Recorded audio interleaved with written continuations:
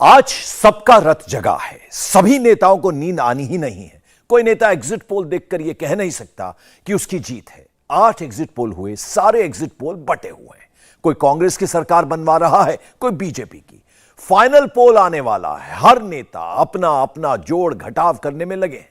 सब अपना अपना कैलकुलेशन कर रहे हैं। निर्दलियों को फोन लगा रहे हैं, पुराने रिश्ते याद दिलाए जा रहे हैं, बागियों को सबसे ज्यादा भरोसा दिया जा रहा है।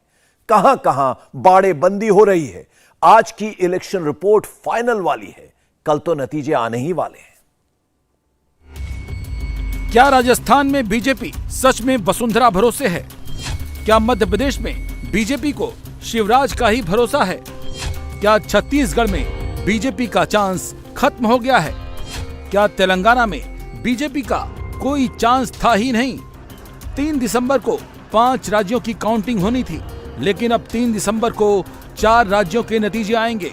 मिजोरम की काउंटिंग 4 दिसंबर को होगी। कल जो नतीजे आएंगे उसी को लेकर सारी पार्टियों में मंथन चल रहा है, जिसमें बीजेपी के लिए सबसे ज्यादा चैलेंज है। बीजेपी के लिए बहुत अच्छा रिजल्ट होगा तो इलेक्शन 2-2 पर बराबर होगा। बहुत खराब स्कोर होगा तो रिजल्ट 4-0 का भी हो सकता है। इंडिया टीवी के एग्जिट पोल के रुझान बता रहे हैं कि स्कोर 3-1 का होगा। 3 राज्य कांग्रेस को मिलेंगे, 1 बीजेपी को मिल सकता है। लेकिन बीजेपी पूरे मैच को 2-2 पर रखना चाहेगी। यही वजह है कि राजस्थान के बागियों को वसुंधरा ने फोन लगाना शुरू कर दिया है। वसुंधरा मंदिर मंदिर भी जा रही हैं। बीजेपी ने वसुंधरा को वापस कमान सौंप दी है।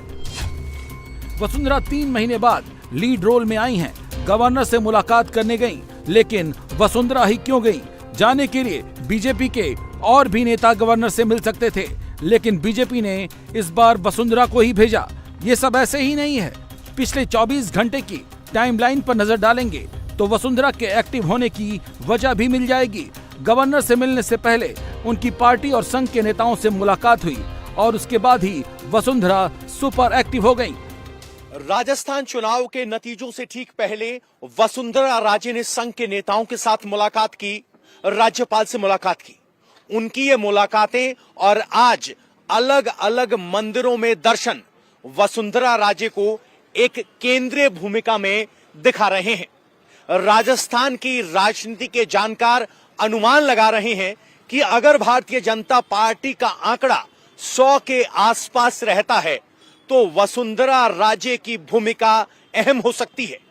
सभी को साथ में लाकर बांधकर आंकड़े के पार ले जाना, इस भूमिका के लिए वसुंधरा राजे फ्रंट रनर नजर आ रही हैं और यही वजह है कि राजस्थान चुनावी नतीजों से पहले वसुंधरा राजे सीएम की रेस में सबसे आगे नजर आ रही हैं।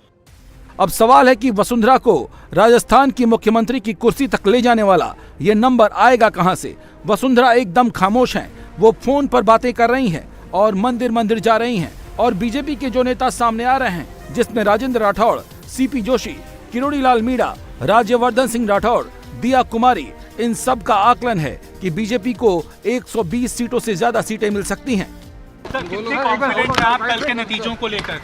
Super confident. सर, कल नतीजे आने वाले, आप क्या कहना चाहेंगे सर? बताया ना, सुपर कॉन्फिडेंट। जो मोदी जी के काम, केंद्र सरकार के काम है, विकास के काम है, योजनाएं हैं, वो जनता तक पहुंची है। क्योंकि मोदी जी ने आते ही 2014 से लेके अभी तक जितना भी काम बोला है वो करके दिखाया है और वो जनता के बीच में है, कार्यकर्ताओं की मेहनत बीच में है, तो फिर डरने की क्या बात है? इसलिए मैं जीती हूँ हर बार और इस बार भी जीतूंगी। बिल्कुल भी नहीं, कोई अंडर करंट नहीं है। वो पता नहीं कौन से भ्रम में रहते हैं।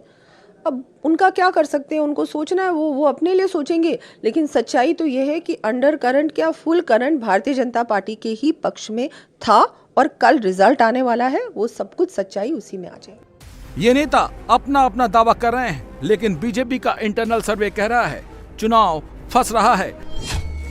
अगर चुनाव फंसता है तो वसुंधरा के कम से कम खास 10 निर्दलीय चुनाव जीत सकते हैं, जिसे वसुंधरा आसानी से मैनेज कर सकती हैं। मोटा मोटा आंकड़ा यह है कि राजस्थान की 5 दर्जन सीटों पर बागियों ने अपनी अपनी पार्टी के उम्मीदवारों की हालत खराब कर रखी है, जिसमें बीजेपी के 32 बागी नेता हैं और कांग्रेस के 22 बागी नेता इस बार मैदान में थे, जिनमें इस बार कई के जीतने की उम्मीद भी है। ये सारी स्थिति को देखकर वसुंधरा को आगे किया गया। इसीलिए जैसे ही वसुंधरा को कमान मिली, उन्होंने बागियों को भरोसे में लेने का काम शुरू कर दिया, जिसकी पहली झलक तब देखने को मिली जब वसुंधरा राजे ने सांचौर से पूर्व विधायक जीवाराम चौधरी को फोन कर जन्मदिन की बधाई दी। कैलाश मेघवाल कई बार मंत्री और सांसद रह चुके हैं।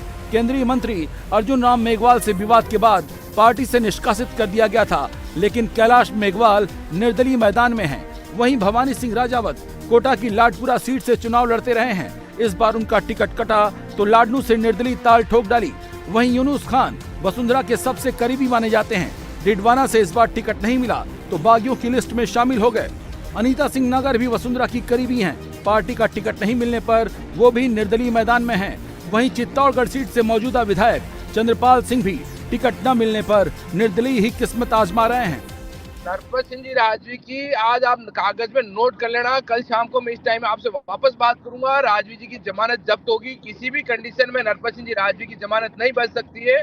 और हमारे प्रदेश अध्यक्ष जी का खुद का बूथ है, उसमें भी जमानत जब्त होगी। बात तो प्रदेश के सब पदाधिकारियों से भी बात हुई, वसुंधरा जी से भी बात हुई और कांग्रेस की तरफ से भी मेरे फोन आए हैं। पर मैंने कहा जो भी डिसीजन लूंगा मैं 3 तारीख को शाम को मेरे कार्यकर्ताओं को बैठ के डिसीजन लूंगा। वसुंधरा जी से भी मेरी बात हुई है। वसुंधरा जी को मैंने आके बताया मेरा चुनाव ऐसे ऐसे हुआ है, तो मेरे चुनाव मेरी बात सुनकर वो खुश हुई। जब पार्टी ने रहकर अपना पराया करती है तो परिणाम अच्छे नहीं आते। अब इसमें जात बिरादरीवाद बहुत चला है। ऐसे लोगों को टिकट दे दिया जिनका कोई जन आधार नहीं था, उन लोगों को टिकट दिया तो बीजेपी को बड़ा नुकसान हुआ।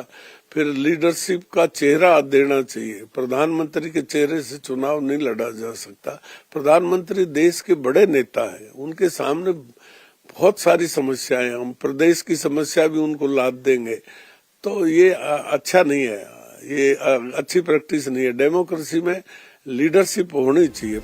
समझना मुश्किल नहीं है कि अगर पेंच फंसा तो वसुंधरा जरूरी क्यों है। यही नहीं, अगर सरकार इस कंडीशन में बनती है, वसुंधरा अगर बागियों को मना लेती हैं और बागियों की वापसी की राह भी आसान बना देती हैं, तो यकीनन उनका दावा बड़ा होगा। 24 घंटे पहले सब कुछ सही था, लेकिन अब चर्चा वसुंधरा राजे की बहुत ज्यादा होने लगी है कि वो निर्दलियों को बुला रही हैं, बातचीत कर रही हैं। ये किस दिशा में जा रही हैं चीजें? देखिए, वो पार्टी के नेता हैं, तो हमारे चुनाव प्रभारी और प्रदेश के प्रभारी आएंगे तो निश्चित रूप से कहाँ करना, किससे बात करनी, वो निश्चित रूप से सब लोगों से बात करेंगे। अगर जोड़ तोड़ की भी नौबत आती है तो क्या वसुंधरा राजे को आगे लाया जाएगा?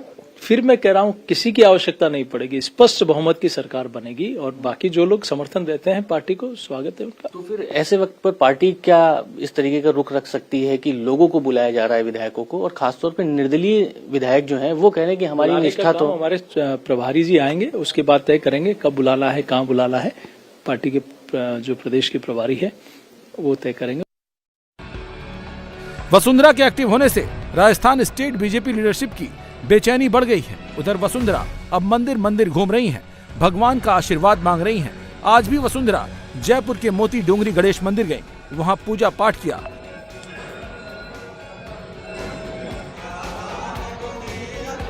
उसके बाद वो दौसा के मेहंदीपुर बालाजी मंदिर पहुंची और वहां भी हनुमान जी का आशीर्वाद मांगा, जिसे बीजेपी नेता पुरानी परंपरा बता रहे हैं। लेकिन कांग्रेस के नेता चुटकी लेने से बाज नहीं आ रहे हैं।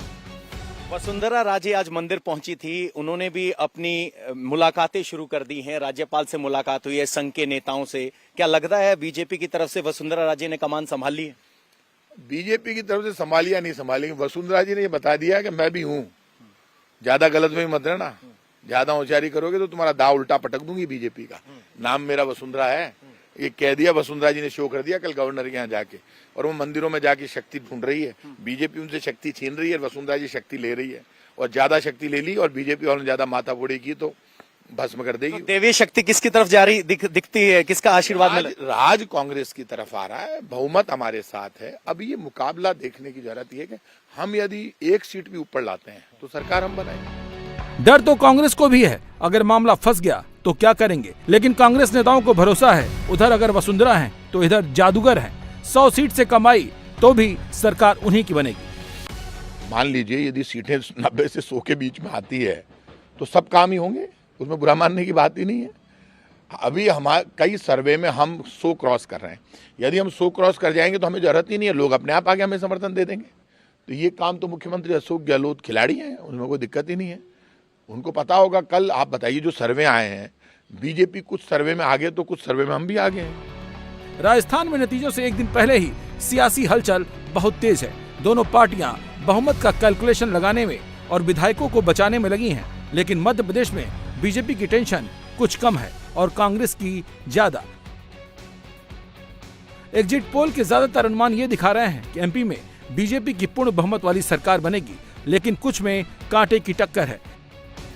इसीलिए एक तरफ बीजेपी जीत का दावा कर रही है तो दूसरी तरफ कांग्रेस एग्जिट पोल के अनुमान को सिरे से खारिज कर रही है। रुक जाओ, कल से ईवीएम पे सवाल खड़े होंगे, अभी एग्जिट पोल पे सवाल है। ये कांग्रेस पार्टी है, जब हारती है तो किसी पे भी न्यायालय पे सवाल खड़े कर देती है, ये सेना पे सवाल खड़े कर देती है, ये वैक्सीन पे सवाल खड़े कर देती है, ये एग्जिट पोल पे सवाल खड़े कर देती है। कल ईवीएम पे उठेगा। भारतीय जनता पार्टी की बन रही है मुख्यमंत्री, जो पार्टी तय कर दे। कौन कौन हो सकता है? सभी हो सकते हैं। आप ऊपर करो सब 230वीं? बिल्कुल। कांग्रेस का भी 230 में से कोई भी हो सकता है। आपकी इच्छा क्या है? मैं किसी दौड़ में नहीं हूँ। कहते हैं कि दिल्ली हाथ कंगन को आरसी क्या, कल पता पड़ जाएगा कि शिवराज सिंह चौहान कहाँ खड़े हुए हैं। सर कितनी सीटें आप लोग जीतने? 130 प्लस, उससे नीचे नहीं जाएंगे। मुख्यमंत्री पद के चेहरे पे भी सर सवाल उठ रहे हैं। कोई सवाल नहीं है। एक्स्ट्रा सिक्योरिटी फोर्सेस आप लोगों ने मांगी है, क्या कुछ आपको आशंका है कि अब हॉर्स ट्रेडिंग होगी, विधायकों को खरीदा फरोख्त है दोबारा? भाजपा तो व्यवसाय करती है, राजनीति थोड़ी करती है। हमारी पूरी तैयारी है। अब हमारे पास कोई सिंधिया नहीं बचा, इसलिए कोई गद्दार नहीं है।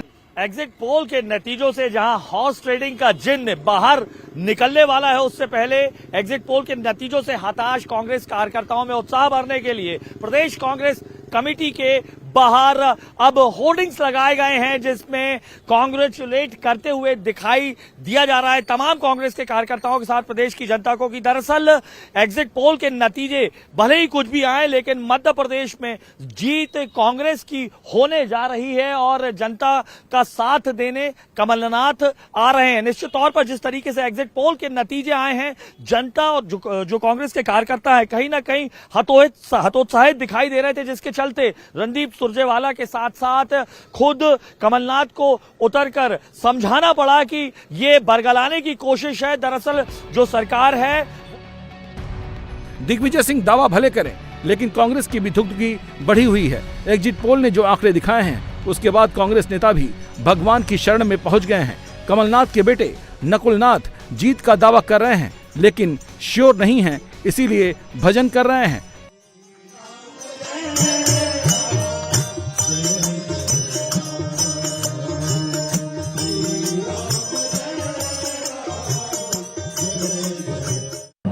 देखिए, कुछ ही घंटे बाकी है नतीजे आने को। मेरा तो आप सभी से ये सुझाव है कि कुछ घंटे इंतजार कर लीजिए, कल नतीजे आएंगे और कांग्रेस के पक्ष में आएंगे। मैंने देखा कि जनता बदलाव चाहती है और जनता कांग्रेस के पक्ष में वोट करेगी और मुझे पूरा भरोसा है कि मध्य प्रदेश की जनता अपना प्यार और आशीर्वाद कमलनाथ जी को और कांग्रेस पार्टी को जरूर देगी। सवाल कितनी सीटों को लेकर के आसान देते हैं? ये कल पता लग जाएगा, लेकिन पूर्ण बहुमत की सरकार हमारे बनने जा रही है। हनुमान जी से प्रार्थना ये की कि वह सदा अपना आशीर्वाद मध्य प्रदेश की जनता, खास करके छिंदवाड़ा की जनता पर हमेशा बनाए रखे, और मैंने कमलनाथ जी के विजय के लिए प्रार्थना की। छत्तीसगढ़ के एग्जिट पोल में भी कांग्रेस की सुनामी बताई गई थी, लेकिन रमन सिंह कुछ और कह रहे हैं। करने वाले हैं और रुझान को बताने वाले हैं। रुझान साफ दिख रहा है कि जो कांग्रेस 75 की बात करती थी, जिसके 69 करीब एमएलए जीत के आए थे, उनका ग्राफ गिर के नीचे 40-44 तक जाते हुए दिख रहा है। इसका मतलब ये है कि कांग्रेस के वोटिंग पैटर्न में और जो रुझान है उसमें कितनी गिरावट आई, और बीजेपी 15 से बढ़ के 48-46 तक दिखा रहा है। इसका मतलब जो ग्रोथ हुआ है वो दिखा रहा है कि रुझान एक दिशा में बढ़ने का काम कर रहा है। इसका जो नतीजा जो निकलेगा और जो वोटों में परिवर्तित होगा वो स्पष्ट रूप से आएगा कि भारतीय जनता पार्टी के साथ कम से कम 50 सीटों में हम आगे रहेंगे और स्पष्ट बहुमत से सरकार। बिल्कुल ऐन चुनाव के वक्त पे आया। निश्चित रूप से छत्तीसगढ़ में करप्शन एक बड़ा मुद्दा था और भूपेश के लिए और पूरे छत्तीसगढ़ में सबसे महत्वपूर्ण विषय कि मुख्यमंत्री खुद यदि भ्रष्टाचार में लिप्त है, सरकार के खजाने से यदि लूट हो रही है, तो ये निश्चित रूप से छत्तीसगढ़ के लोगों को पसंद नहीं आया और इसका विरोध में। अब बस कुछ घंटे बाकी हैं। कल जब ईवीएम खुलेंगे तो फैसला हो जाएगा कि राजस्थान और मध्य प्रदेश की जनता ने किसे सिलेक्ट किया और किसे रिजेक्ट। लेकिन अगर एग्जिट पोल की तरह नतीजे भी हुए तो असल खेल चुनाव के बाद शुरू होगा। दोनों पार्टियों ने इसलिए अपनी तैयारी आज से ही करनी शुरू कर दी है।